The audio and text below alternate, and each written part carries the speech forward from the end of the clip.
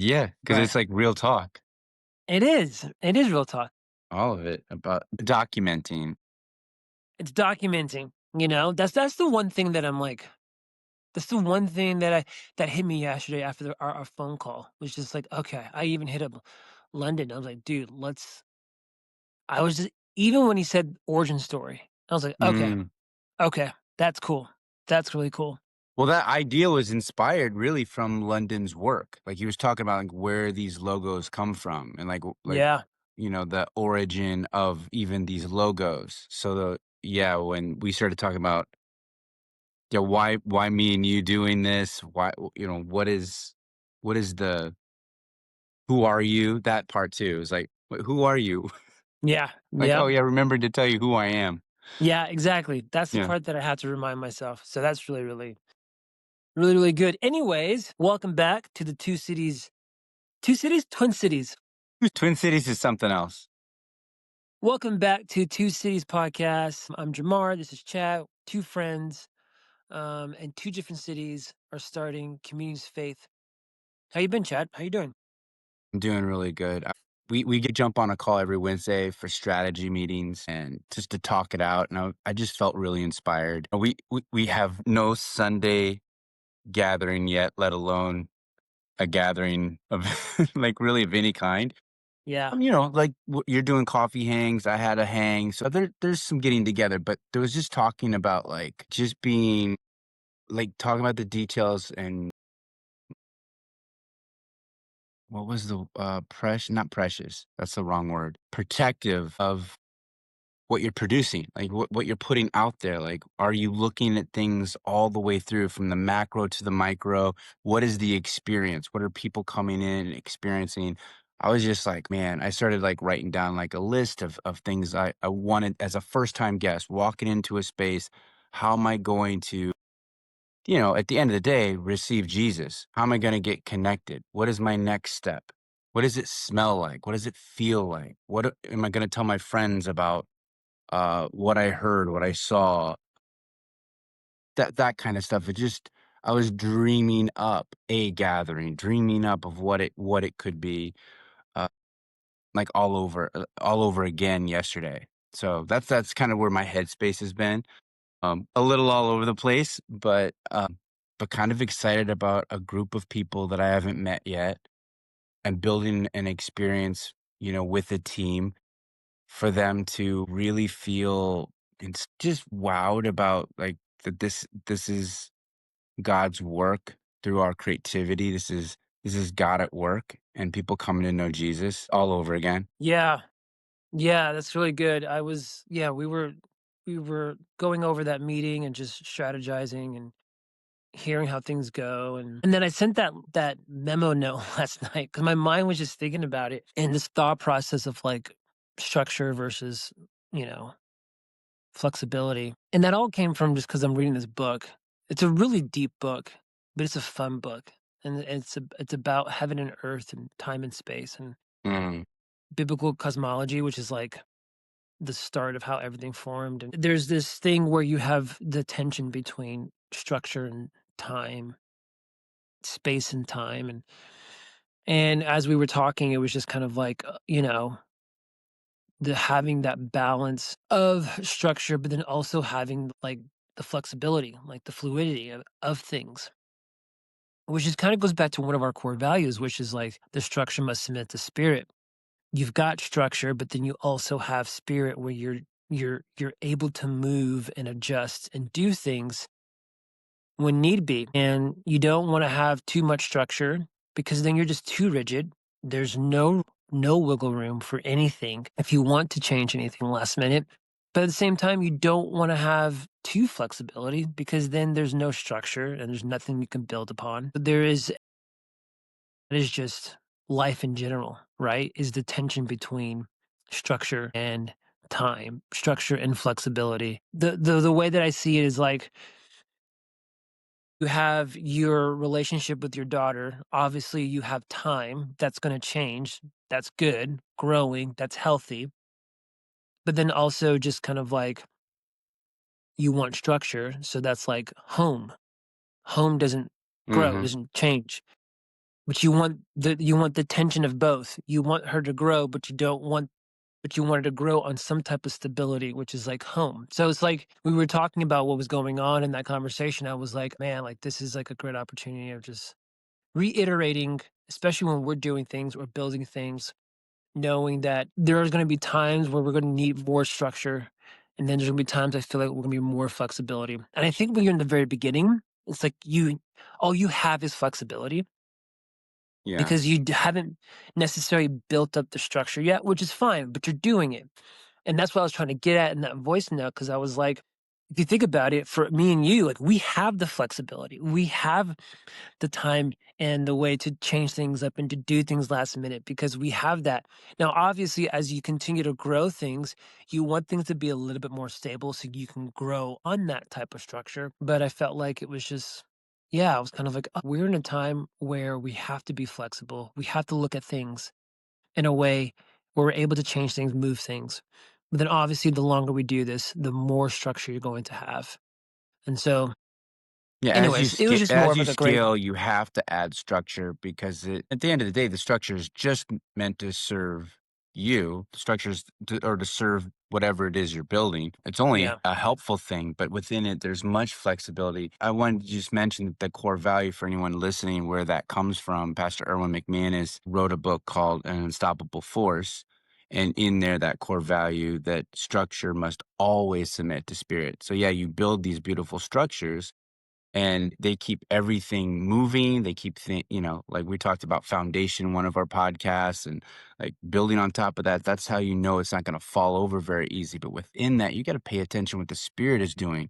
What like, what's the reality? Pastor Aaron mentioned this like yesterday in our strategy meeting, just talking about New York, and it was hot wherever they were. It was super hot. And he came on stage. He's like, so like, hey, so next week, just decide which, deodorant you're going to wear. Mm. Is it going to be this deodorant or this deodorant? Because it's hot up in here. And it's from a host standpoint, like everyone in the room. And I know I've been in that situation where it's like, hey, I'm just calling out the reality of it. It's hot right now. Maybe let's be mindful of what deodorant we're going to wear next week. And that just makes it fun. So we're all suffering but laughing together, and it just builds community, and it's just acknowledging what's going on in the room. The structure may say, "Hey, say this, this, and this." Nothing about deodorant, but then you have this like major miss in the room of not acknowledging the truth and like what's really going on. So I love that little insight. Awesome, man. So, what's been going on in your life? What's new? What's happening? What's popping? How's Chicago? What's God teaching you? All the jazz. Yeah, I have a Bible verse Yeah, yes. that stood out. This is from Luke 16:10. Whoever can be trusted with very little can also be trusted with very much, and whoever is dishonest with very little will also be dishonest with much. So if you have not been trustworthy in handling worldly wealth, who will trust you with the true riches? That verse, that's me getting into the micro of what am I being, trustworthy in? What can I be trusted in the very little things? Like how I run my home is how I'm gonna run everything. How I treat my wife, how I treat my daughter. Yeah. I had like a I had like a really tough day. Was it yesterday or the day before? I don't know. But I've been trying to write this book, and it's bringing up a lot of stuff from my past. Mm, Things that, man, I thought like I'm good. Yeah, all that tough stuff happened, but I'm in such a good place now. And I was a little cocky about it, and I didn't realize like stirring that pot again kind of brought up some stuff, mm, and I felt me projecting that ugliness onto my family. And that's not mm. like me. Like, that's not. I'm pretty positive and yeah, I don't know, but there was just this dark cloud and I was sharp with my tongue and I raised my voice and I was just kind of mean. And in it, as I was being that, there was a part of me that was going, trying to steer the controls. Going, "What are you doing? Stop." Yeah. Like, pushing the buttons to make me stop and, "No, go over here," and I couldn't, like, do it, and I just kinda got stuck in that place, and I went on a prayer walk to try to clear my head, and that verse kind of came up, and just like, everybody can have a day, right? We all have a day, Mhm. but it was kind of a wake up call, just like that I have to be faithful with the routine. Cause I think I got in that situation because I didn't pray that morning. I didn't ground myself in scriptures. I didn't put on the full armor of God. I wasn't like, I was going into writing about my past and going into something that was, had some stressors, and I didn't go in prepared. And I wasn't, yeah, faithful in that sense. And so I think, yeah, like the true riches are people, my daughter, my wife, that's the true riches. And the true riches of this world, like you know, being careful with the wealth that I do have to be entrusted with people, they're connected. So just, yeah, going through that stuff, not trying to beat myself up too much, but also just to take note and be mindful, and to watch out and just be like, okay, how could I set myself up for success as I continue pushing through this book, and yeah, and be good and wise with my family. Yeah, it's good. We all have those moments. I've also noticed, this is myself, in the mornings, there's times I've noticed this pattern. It's like in the mornings, it's like if I don't have my time, I don't sit down or whatever or center the morning, my mind goes into like a negative, like it goes into just kind of like a negative space. And I start making up all these stories, complaining and yada, yada, yada. And I've noticed this in the morning. I'm like, oh my gosh, I cannot do that. And so I have to start off with something. I have to start off with scripture, or start off with time by myself or pray. Because if not, I've noticed it's like every morning my mind goes into like this, it's just bent towards another direction. Hmm. And which is just kind of, yeah. So no, I get that, man. Well, it sets a tone if you do that, and it starts driving off this way. At least for me, once I'm into the afternoon, I'm full on this way, and it's hard to redirect that energy. Oh, I've been thinking this particular way and going this. And so when I was in my own mind going, oh, why am I going this direction? Trying to course correct was super hard. Like I was just stuck in my way. So yeah, Yeah. trying to set the tone first, or even the night before, like the night before, like this is, you know, to set up like intentional dreaming. Like I'm going to dream about these things. These are, if there's thoughts in my head, these are what I'm going to be dwelling on. So then when I wake up, I'm just in a good place. Yeah, Yeah. just to protecting my mind, I think is something I take for granted because I'm good. Like I've been good since I've moved to Chicago. Good, and even for a while now, I've been like probably in the best place in a long time. So I was just taking it for granted. But yeah, just a reminder: protect your mind. Yep. That's good, man. Yeah, I think for me, this week has been good. Last week, my wife and I, we went to Charleston, South Carolina. So that was really fun for her birthday. And Yeah. so it was really cool just to get away, hang out. Obviously, we had Noble, my son, who's like a month. We could only do so much, but it was still fun. It was still cool just to get out and get around. But for me, spiritually, man, it's been really, really exciting. If you know anything about me, I like books. I like reading. And there's a book that I'm reading, which I kind of mentioned earlier before, is just this biblical cosmology of just kind of like the beginning of how Earth and Genesis, and it has been blowing my mind in the sense of like, and I'm not gonna sit here and pretend that I know everything because I'm like I don't. But to give you an insight peek of what it's just this conversation about, it starts off with perspective, and I'm gonna skip a lot of things. But it talks about how whenever we read the scriptures, we either read it from a spiritual point of view or we read it Mm, from like a material point of view. mm-hmm. And so basically, whenever we read the scriptures, we go, God covered, in the beginning, God created the heavens and the earth, and God separate the waters. And he typically goes, whenever we read the scriptures, the most time we read it materialistically, meaning we read it by, we hear water, we think of H2O. That's material. And he goes, when people were writing the scripture in the very beginning, they were more spiritual. It wasn't material. They were just trying to convey a truth by using symbols. Mm, So for them, they didn't know H2O because it just wasn't a thing, but they were using symbols to communicate truth, what they were trying to communicate, what they were trying to see, what they were seeing. And so typically, whenever we think of material, we think of heaven and earth, we think of a place and a planet. But for them, he was like, in this book, he was like, heaven and earth, heaven is light, wisdom, it's air, it's thought, it's everything that's heaven. Earth is mass, it's mm, heavy, it's substance. And so basically heaven and earth are, long story short, communicating with each other. Heaven informs earth. Earth extracts, expands, and sends it back to heaven. There's this transaction going back and forth super between heaven cool. and earth. And an example of this would be like your mind, right? Your mind would be like heaven, thought, insight, wisdom, a seed. But it's your body that's earth. Your mind, it's telling your body what to do.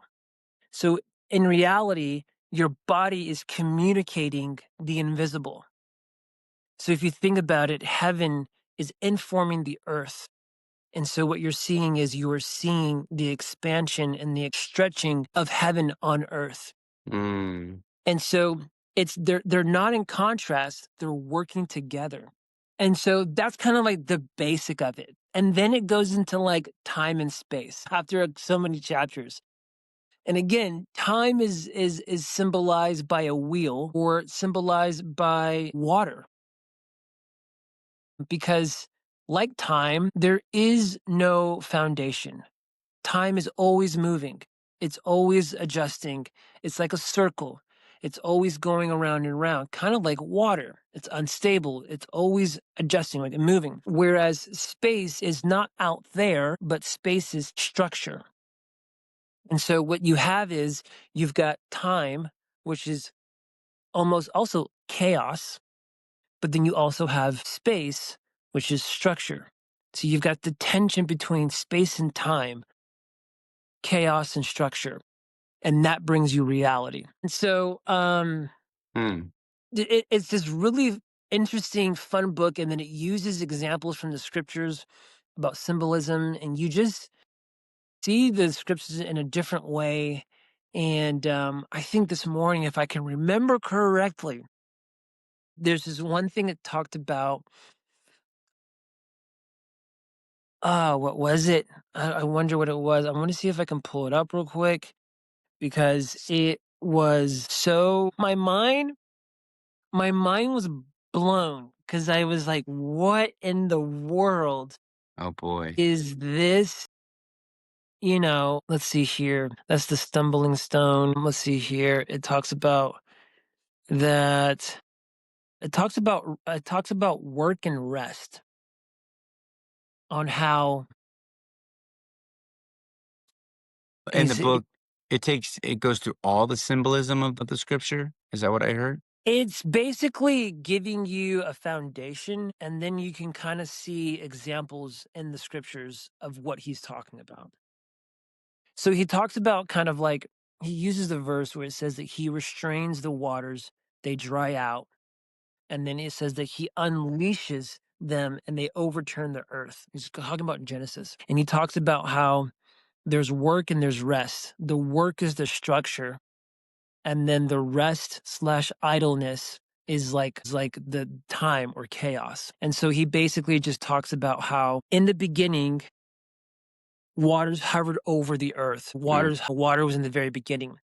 Waters represents chaos, which is why in the beginning it says that it was dark, uninformed, and it was chaos. God comes in and brings structure. And so here he has this moment where he says that when he restrains the waters and dries them out, that is work. He is at and the land appears, that is work. He is actually stepping into chaos and bringing structure. And if you don't do anything, if you do idleness, you are actually creating space to revert back to creation, which is just chaos. And so here you have this tension of work and rest. When you work, you're able to build structure, order. You're building space in the middle of chaos so that things can reside. Mm. But when you are idle, it begins to break down. Things begin to fall apart. And that's where chaos can begin to sink into your life, whether it's laziness or whatever. So it's just so that, and I am giving you 10% of what else it talks about. And then it uses the verses in Proverbs 24:3. By wisdom, a house is built, work. In Ecclesiastes 10:18, by laziness, rafters sink. He's not it's really cool because he uses verses to talk about what he's referencing. But to me, it just kind of like made this whole conversation of like work and in today's day and age, people don't want to work. They don't want to do it for the most part. And it's just introducing laziness. But when you do not work, when you don't create space or structure, what according to this book or biblical cosmology that he's saying is that if you're not careful, over time, things can break down. And what you're doing is you're almost inviting chaos back into your life because you haven't created any type of structure or upkept your structure. And so when God was separating the waters, he was actually doing work, creating structure in the middle of Mm, chaos. mm, That's who he is. And so that's awesome. when you are working, what you're doing is you are creating space for God to reside, for God to do things in your life. But when you are lazy, you are letting things fall apart. And what's happening in the micro is also resembling in the macro. That when there was no structure, there was chaos in the beginning. But God came in and brought light, brought structure, brought the ability to build upon. And so even creation in the very beginning resembles on the macro level humanity at our heart, which is why it's so important to work. And then he talks about the Sabbath a little bit later. I haven't gotten there yet because I was wanting to know how that correlated. Yeah, I'd be interested to hear that because I think I know more people. I know less lazy people. I know more people that don't like the work that they do. They're Yeah. working, they work hard, and they do the work, but they hate it. Now, again, this is just biblical cosmology. So this is just it's not I wouldn't it's almost You kind of wouldn't like and apply I'm it to this. it's exactly. It's just more of the it's a macro expression, but that can also be symbolized for the micro humanity. I if that makes sense. I would Still, be I'd be interested to see if there's something in there that they take out where it's, working or working hard at something. I don't know. I don't know. You know what I'm trying to say. yeah, yeah, yeah. I know what you're saying. I think he gets into maybe a little bit more, psychologically, when it comes to that kind of things. But I think for this conversation, it's a little bit more just kind of like, hey, the creation story happens even in our lives. We are doing versions of creation. Cool. So, like when you've got heaven informing earth, it's the same thing with man and female. Man is the seed. It's heaven, it's light, it's small. But when you are with your wife, the wife is able to expand the seed and create it into a human. And so, again, it's that heaven and earth. It's another micro expression of creation, heaven informing earth and earth, you know, so you need so one thing that it said, there's like darkness hovered over the earth, and I've always thought that that was like, oh, does that mean bad? And it was like, no, you need light, you need dark, you need heaven, you need earth. Too much light is just abstract. Too much Mm, dark is just dark. Together, you get reality. Science says it's energy, and matter equals reality, but it's actually spiritual and matter equals reality. It's heaven and earth communicating. So, anyways, I love it. it's it's a fascinating book, and Do you have the cover? Do you have it with you? I don't have it with me, but I'll send it to you. Yeah. Um, it's a book that you're gonna have to, like, read a couple of times, or the Mhm. pages or some of the diagrams are like, "Huh, what is" but it's one of those things where, like, you gotta stick with it, you gotta stick with it, and then once you get the basics of it, he kinda expands upon it, and he just implements other things. About the last thing I read was about instruments and tools, how the whole point of tools is to bring about intention and purpose and structure. And the whole thing about instruments is about loose and rest and almost like flexibility, back to that whole like chaos thing. Mm, And so if you think about it, a hammer and a nail, when you put it to use, it is to bring about structure. It's to bring about something and bring structure. But when you have music, it's like soothing, it's soul, it's fluid.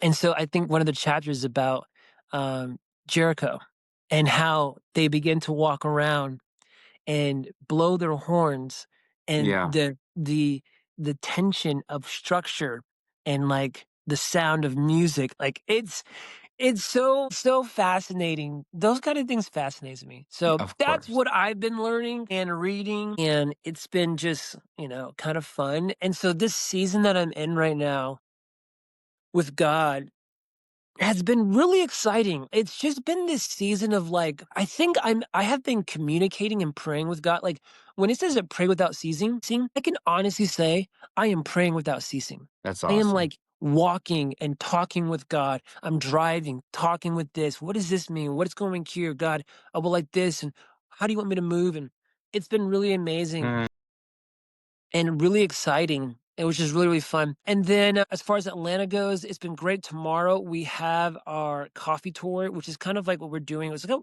once a month thing, just trying to get people to kind of like come out and just meet other people, which is really cool. So that's tomorrow. It's our first one. We'll do the and they next one. find you it's on the Instagram? Is that how they find it? Yes, if you go to it's on Instagram, obviously by the time you see this, it will be over. But you can go on Oh, Instagram and you'll be able to find all the things that we do that's coming up. But we got that going on, and I had this conversation with one of the guys who's been coming to our Bible study. Great guy, plays drums from another church. He kind of got hurt a little bit from the previous church, and he texted me the other night and he was just like, "Hey, I just want to say," because we had a conversation in our Bible study and he was talking and sharing. And I just had a moment where I just felt like I told him, I said, "Hey, bro, he's in between. He's basically left this church. He got a little bit of hurt. He doesn't know where to go. He's kind of like whatever." And then obviously he got invited to do some other playing for other churches? And he said, yes. But he said that, I think I might have said it way too quickly. I think maybe God is trying to like, and I told him at our Bible study, I said, "Hey, bro, I don't want you for anything. I don't want you for your skills. I don't want you for your drumming." I said, "If this is a place for you to get a little bit of rest, I'm totally, that is A okay with me.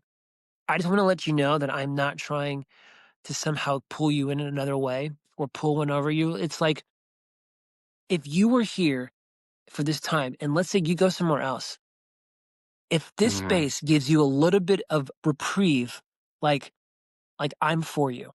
And we just had this really beautiful moment. mm, And then he texted me a couple days later. He's like, "Hey man, I just want to say thank you so much. I've been talking about it." And he's like, "I just want to be like, hey, like I want to be a part of whatever we're building. I want to be a part of, I think this is what God has been telling me to do. And he's answered my prayer, wow. yada yada yada." And I was kind of like, dude, I love it. I said, "Again, bro, if you're here, let's go. Let's build this. Let's do something." But I told him again, bro, like, I want you to know that, like, I'm for you. Yeah, If it's with Mosaic, fantastic. That'd be awesome. If it's not, that's okay. I want you to know that I'm here for you. And he was just kind of like, dude, I'm in. I can't wait. Let's build this. I So love that. it was just like a really cool moment. And going back to that verse that you said, being faithful with the little, being faithful with much. And that's the part that I've been trying to like, I feel like God is like, hey, no matter the size, no matter anything, can you just be faithful with the people that I do give you? And I think this is the part that's like reminding for me is just like being in a position of influence as a pastor or whatever, a leader is like there are people that are looking for people to follow. But if we are going to be in this position of leadership, you need to be faithful with people's hearts and where they are in their journey. And I honestly believe if you prioritize people, everything else will fall into place. Everything else will be put together. Um, and it was just a reminder of just kind of like, be faithful with what you have. Be Yep. faithful with the little that you have. That is a test to God. Can I trust you with more? And so, yeah, I am moving into tomorrow praying for obviously a great turnout, but also going, I want to be faithful with whoever you give me, whoever shows Mhm. up, because I want to be a good steward. I want to be a good steward. So that's what's going on for us for this week. And yeah, that's pretty much it. So Yeah, I love what you said to the drummer. That's good because I have a few guys that have experienced some pretty brutal church hurt, yeah. families involved, like where family went different ways. So that'll be just good to have, Uh, as a good reminder, hey, if this can be a place of rest, because literally, not tomorrow, Saturday, I'm just having a few people over. We're gonna have like some snacks, potentially play pickleball, just chill. Just if this can be an environment where you find community and some rest, and I just want that for you. Yeah, yeah. I like it. Yeah. Yeah. And it goes back to the whole thing of just like Jesus. It's like, hey, just come follow me. The Mm, parts that wasn't recorded for the most part in the Bible is the in between. It's the moments where they were shooting, conversations and normal stuff, yeah, sitting in the living room when there was no miracle, there was no just Pharisee, doing there was no, life.